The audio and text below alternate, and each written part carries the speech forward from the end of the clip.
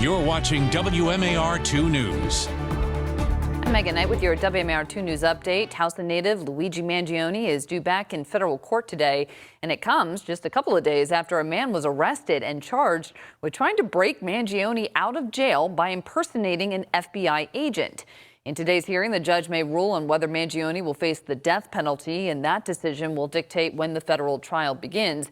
Mangione faces separate state charges as well in the murder of United Healthcare CEO Brian Thompson.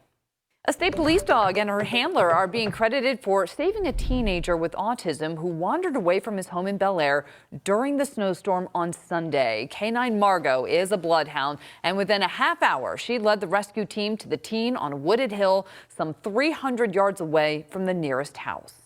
If you had not made it to the young man, do you think he would have survived? If he would have remained where he was, absolutely not. I was dressed for the weather, and we were feeling the effects of it. He was inadequately dressed, soaking wet from being out in the elements, and the weather wasn't getting any better anytime soon. Oh, so glad this has a happy ending. We're told Canine Margot got her training during the middle of winter a year ago, learning to track a scent through the snow and ice when it's not so easy to find those footprints. Today is going to be brutally cold, mid to upper teens, closer to the state line. Up and down the Beltway, most areas should be right around 20 degrees. Again, this is about 20 to 25 degrees below where we should be for this time of year in late January.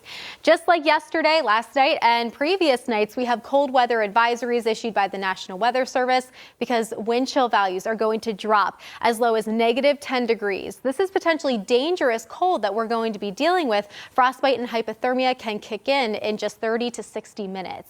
Taking a glance at your 7-day forecast, that snow that really has been trending on social media from that winter storm system that is going to likely stay to our southeast, basically missing Baltimore, but a good chunk of Delmarva could actually see not only accumulating snow, but very strong wind gusts, creating some local coastal flooding.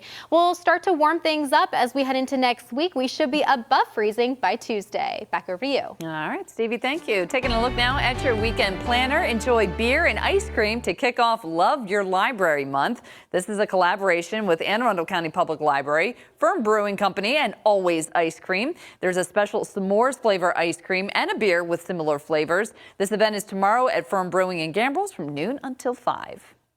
Come out to a shrimp and bull roast tomorrow night. That's at the Star Center in Habit of Grace and benefits the Hartford Family House. There will be music and dancing and a silent auction. You can get tickets at hartfordfamilyhouse.org.